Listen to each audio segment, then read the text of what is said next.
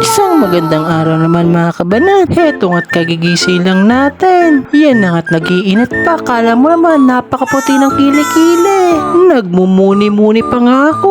Hoy, bumangon ka na. Abay, baka abutan ka pa ng tirik ng araw. Abay, bawal ang tatamad-tamad sa panahon ngayon. At heto na nga, nagpakulo na tayo ng mainit na kinulong tubig. Abay, ayusin mo ang pagsiyot ng tubig. Nice. Yan na nga at maliwanag na. Yan na nga mga kabanat, ang aming kapaligiran. Para kami nakatira sa jungle. Yan na nga ang overlooking view. Talagang mapapahanga ka. Jungle na jungle. Yan na nga at nagtimpla na ako ng gatas at na may kape. Yan ang Starbucks low budget coffee. Wow. Eto nga't nagprepare na ako ng almusal para sa aking family. At mainit-init na kanin. Ito na nga walang katapusang tinapa na may sausawang suka, sili at sibuyas. Yan, nagpo-post naman ng loko. Kala mo naman gwapo. Ito na nga at lumarga na tayo para rumakit. At andito na kami sa first client. Yan na nga,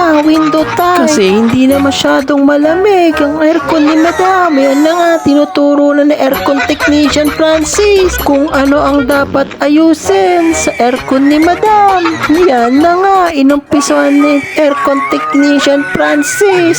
Yan na nga, pinashing na namin at kinamitan ng chemical. At talagang inaayos natin ang service natin sa mga client. Eto na nga, ako naman ang bumabana. Yan na nga, mga kabanat. Ako naman nagpapakitang gila.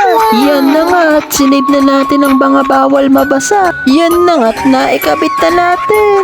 Yan na nga, ang last unit na babanatan natin. Eto nga't nasa bahay na tayo. Inabot na tayo ng dilim. Yan lang at umaga't gabi tayo bumabana.